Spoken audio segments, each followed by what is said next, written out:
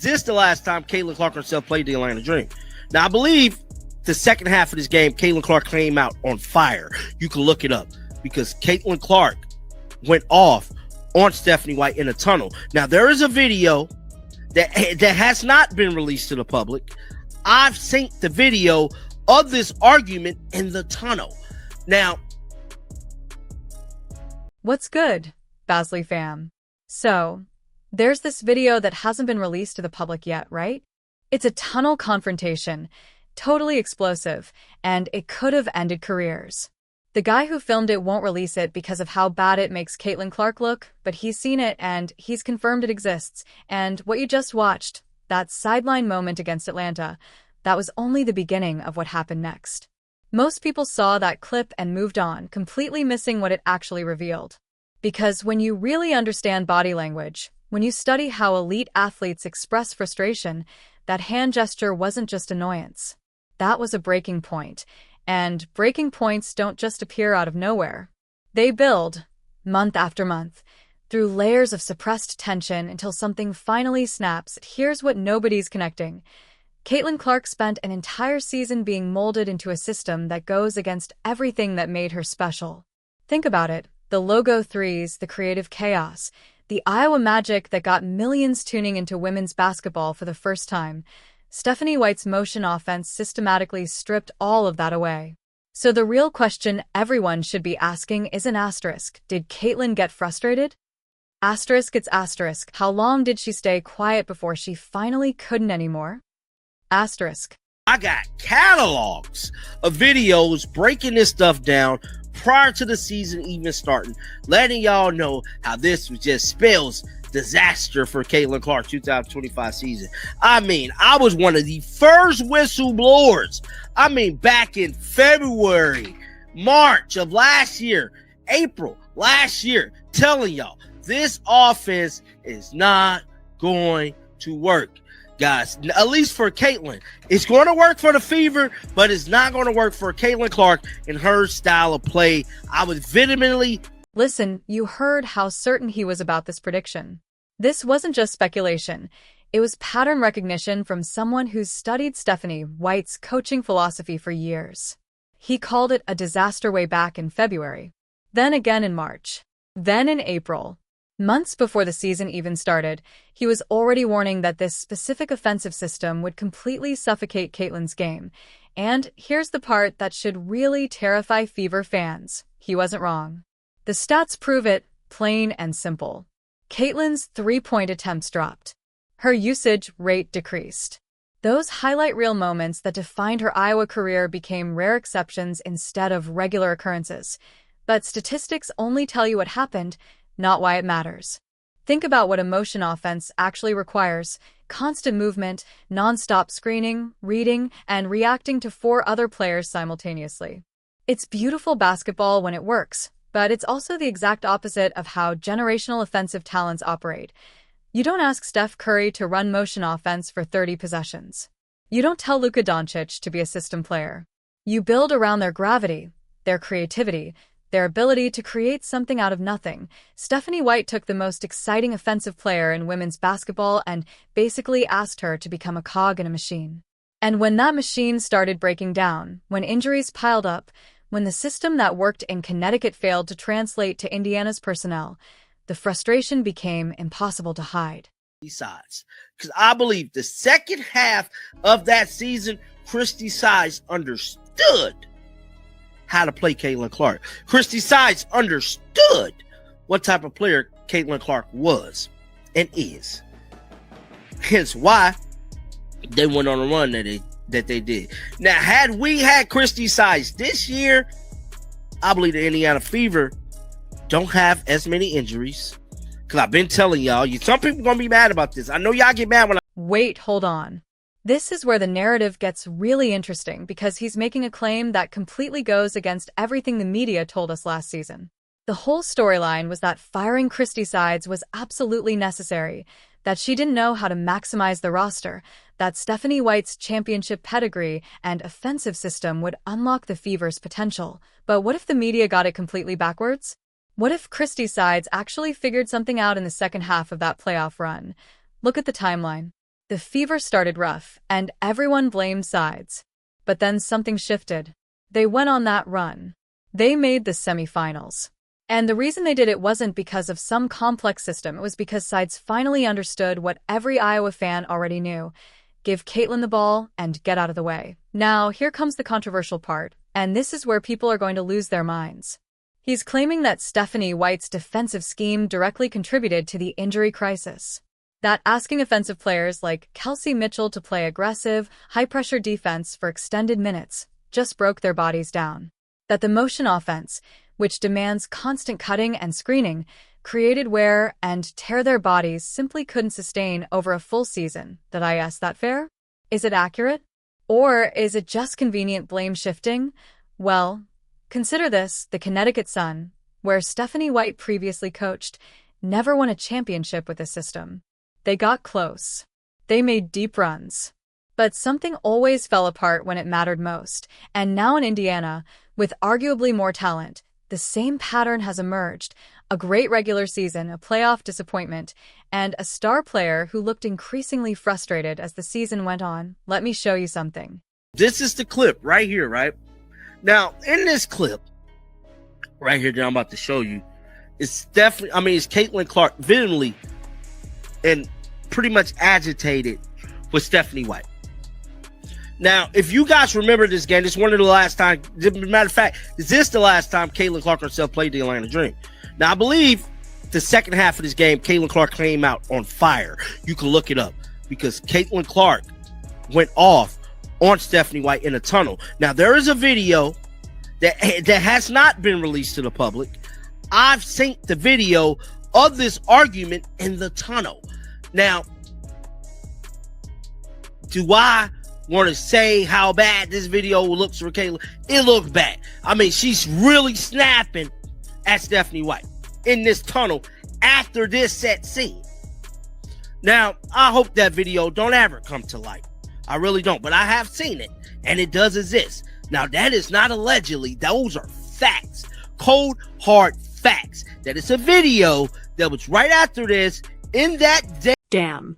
Watch this moment again. Actually, watch it closely. Don't just see a player who's frustrated during a timeout. See the specific body language. The hands going up? That's not a "come on, guys" gesture. It's a "why are we doing this" gesture. There's a big difference. One shows temporary frustration with execution. The other signals a fundamental disagreement with the entire approach. And then look at Stephanie White's reaction. She's not engaging. She's not explaining anything. She's just continuing with her coaching point, like Caitlin's frustration doesn't even exist. Now, maybe that's good coaching. Maybe you don't want to validate frustration in the moment. But maybe it's also a sign that this wasn't the first time. Maybe this was a pattern that had been building for months, and both of them had stopped trying to bridge the gap. Here's what makes the tunnel video claim so explosive, if it exists. If it's as bad as he says, then this wasn't just a one-time blow-up. This was accumulated frustration finally erupting. And the fact that the video hasn't leaked, that it's being protected, tells you something about how bad it actually looks. Because in today's media environment, everything leaks eventually. The only things that don't leak are the ones that would cause irreparable damage. Think about what had to happen for Caitlin Clark, the face of women's basketball, the player who carried herself with remarkable composure through a rookie season filled with physical targeting and media scrutiny, to completely lose it in a tunnel. What level of frustration does that require? What kind of unresolved conflict has to exist between a player and a coach for that to happen? And here's the question nobody's asking. If that confrontation did happen, if it was that severe, how did they function together for the rest of the season? Did they actually resolve it? Or did they just agree to maintain a professional facade while the underlying tension? 2026 season, we know this is a rebuild season. This is a season to correct the errors and correct the flaws. And the flaw being the motion offense worked for Stephanie, but the motion offense cannot win a championship. Hence why Stephanie White has not won a championship with this motion offense. She didn't get far in Connecticut, and she didn't get far here. Granted, she made it to the semifinal, but you never made it to the finals, which means that we got to go back to the read and react. We got to go back to giving Caitlin Clark the ball. Listen to the conviction in his voice. Facts, cold, hard facts. He's not hedging at all. He's not saying allegedly anymore. He's claiming direct knowledge of this video's existence. Now, is he telling the truth? Does this video actually exist? Or is this just content creation, building intrigue around something that can't be verified? But here's why it doesn't actually matter whether the video exists or not. The frustration is real regardless. You can see it in that sideline clip. You can see it in Caitlin's body language throughout the season. You can see it in how the offense actually functioned versus how it was designed to function. The video would just be confirmation of what was already visible to anyone paying attention. And notice what he says about Caitlin's response in the second half of that Atlanta game. She came out on fire. She went off, because that's what elite competitors do when they're angry. They channel it. They prove a point. They show you what they're capable of when you stop constraining them. And if that pattern held, if Caitlin played better when she was angry at the system, what does that tell you about the system itself? This is the psychology of coaching elite talent. You can have the perfect system, the most beautiful offensive philosophy, the championship pedigree. But if your system requires your best player to suppress their instincts, to play against their natural tendencies, to become something they're not, then your system is wrong. Not wrong in theory, wrong for that specific player. Greg Popovich didn't ask Tim Duncan to play like Shaquille O'Neal.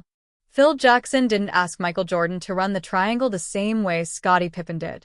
Great coaches adapt their systems to maximize their best players' strengths. And the uncomfortable truth that Fever fans need to confront is this: Stephanie White might be a great coach, but she has the wrong system for Caitlin Clark. Go back to sing Iowa Caitlin. Iowa Caitlin, bro. I mean, that Logo 3 Caitlin, bro. I want to see that Caitlin. I don't want to see no more Stephanie White experiments. And speaking of Stephanie White, now we know Stephanie White, she did this a lot last year. I mean, she was dropping interviews every week.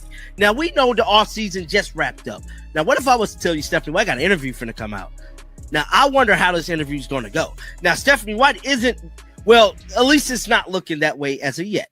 Stephanie White, this is the second interview Stephanie White has done during this offseason with Indiana. Now this is fascinating. Stephanie White is doing something very calculated here. She's only talking to Indiana reporters, not national media, not big platforms, just local coverage that she knows will be friendly and won't ask the uncomfortable questions. And look at the framing of this upcoming interview. Asterisk Fever Insider Live. Indiana coach Stephanie White episode. Asterisk, this isn't journalism. This is controlled content produced by the organization. These reporters need access. They need relationships with the front office, which means they can't ask the questions that actually matter. Because if they do, they'll lose that access. So, what won't get asked in this interview? Questions like, Stephanie, your star player appeared visibly frustrated with the offense multiple times this season. How do you address that? Or, the motion offense that worked in Connecticut hasn't produced a championship here. Are you willing to adapt it for Caitlin's skill set? Or even, multiple players suffered injuries this season. Do you believe the defensive intensity you require contributed to that? Those questions won't get asked. Instead, you'll hear softballs about reading habits, vacation destinations, and team culture. Which, fine. That's how organizational media operates. But it also means the real story, the real tension, and the real problems that need solving never get addressed publicly. And here's what should concern Fever fans. If Stephanie White is avoiding the tough questions now, in the offseason, when there's time to reflect and adjust, what does that say about her willingness to actually change the approach for next season? Because you can't fix problems you refuse to acknowledge exist. Been giving you some recommendations on these, or how are you approaching it? Who's been giving me recommendations? Aaliyah, no, she hasn't. But I went on vacation right after the season. My kids were on fall break, and I was in a little beach town. And I walked into the bookstore, and I said, "Okay, these are the 3 authors that I like. These are the types of books that I like." And the young woman gave me a series, so I started the Handmaid's Secret. I started the series of The Handmaid's Tale. Or not The Handmaid's Tale. That's the movie, but I started this series, so I'm 2 books in, and I have 2 more to go. I'm excited. I know. I haven't read for fun in a long time. Are your kids pretty prolific readers? Are they at that age yet where they're hammering through books all the time? I have one that loves to read, and the others don't don't really take. Now, I didn't love to read until I was a pro. I actually, I did not like to read. And this is what you get instead of accountability: book recommendations, stories about reading on vacation, Natalie Williams and Harry Potter, and audiobook preferences. It's humanizing content. It's likable. It makes Stephanie White seem relatable and personable. But notice what's happening here psychologically. This is reputation management. After a season filled with injuries, playoff disappointment, and visible player frustration, the first major interview isn't about basketball strategy, roster construction, or offensive philosophy. It's about books, escapism, and finding other worlds to dive into. Actually, let's just pause on that word, escapism. Stephanie White literally says reading is her version of escapism, her way to not think about what's going on in the moment. And maybe that's just innocent commentary about enjoying fiction. Or maybe it's accidentally revealing. Maybe escapism is exactly what this interview represents. Escaping from the difficult conversations about what went wrong this season. Because here's the reality. The 2025 season was supposed to be the Fever's championship window opening. They had Caitlin Clark's rookie year to build on. They had Aaliyah Boston developing into a star. They had Kelsey Mitchell in her prime. They brought in a championship pedigree coach specifically to take that next step. And instead, injuries. Frustration. A system that clearly wasn't working for their best player, and now, in the offseason, when adjustments should be made, when honest evaluation should happen, the coach is talking about book clubs with reporters who won't push back. You know who doesn't get to escape into other worlds? Caitlin Clark. She's stuck in this one. The one where her generational talent is being fitted into a system that doesn't maximize it. The one where her frustration is visible but unaddressed. The one where the coach who's supposed to unlock her potential is doing media tours about reading habits instead of EXP. Caitlin Clark and the Indiana Fever did pretty good last year. Well, Caitlin Clark, not so good. I just got to be honest. She got hurt, but the team itself as a whole made it to the semifinals. Damn near pulled it off, man. That is making it all the way to the WNBA finals. Now, one of the biggest storylines going into the season was this offense that White was going to run, and this is where the stakes become crystal clear, because 2026 isn't just another season. It's potentially the last season of Caitlin Clark's current contract structure. It's the year that determines whether she sees Indiana as her long-term home or just the team that drafted her. Think about the precedent in professional sports. Generational talents don't stay in situations where they're not maximized. They don't accept systems that suppress their abilities. They find their way to organizations that understand how to build around them. And if the Fever don't figure this out, if they continue running a motion offense that turns Caitlin into a system player instead of a system-defining player, she'll have options. Now, does that mean she'll leave? Not necessarily. Caitlin's shown tremendous loyalty.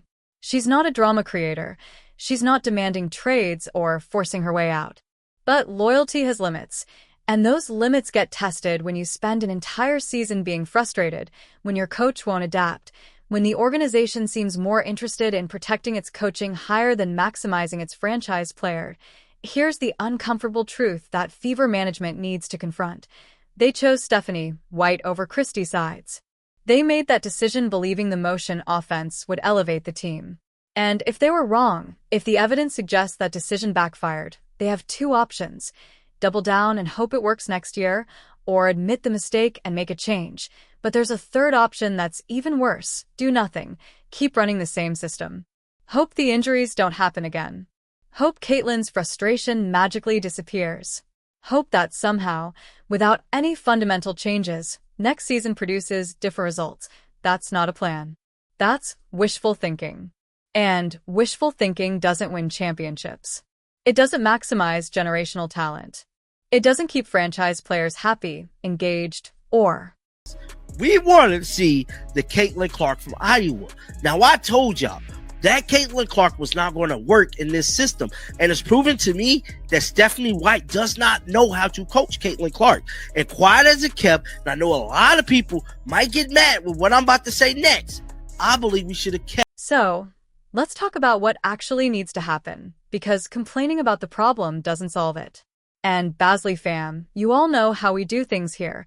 We get to the real solutions, not just the drama. First, Stephanie White needs to make a choice. Is she a coach who adapts her system to her players, or is she a coach who requires her players to adapt to her system? Both approaches can work, but you can't have it both ways when your best player's skill set directly conflicts with your offensive philosophy. If she chooses to adapt, what does that look like? More pick and roll, more isolation opportunities, more freedom for Caitlin to create in space rather than within strict structure. Essentially, it means running the Iowa offense, but with WNBA talent around it. Let Caitlin be the engine. Let her gravity create opportunities. Let her make the reads that made her special in the first place. But if she chooses not to adapt, if she truly believes motion offense is the path to championship basketball and Caitlin needs to fully buy in, then she needs to have that conversation directly. Not through TI, not through subtle coaching adjustments, but through a real, honest talk about roles, expectations, and what success actually looks like. Because here's what happens if they don't address this. The frustration compounds, the tension builds, and eventually something breaks that can't be fixed. Maybe it's Caitlin requesting a trade. Maybe it's Stephanie White getting fired mid-season. Maybe it's the team underperforming again and wasting another year of their championship window. Second, the front office needs to make a decision about their organizational philosophy. Are they building around Caitlin Clark, or are they building a system that Caitlin Clark plays in? Those are fundamentally different approaches. One puts the generational talent at the center. The other puts the system at the center, and if they choose the system, they'd better be *damn.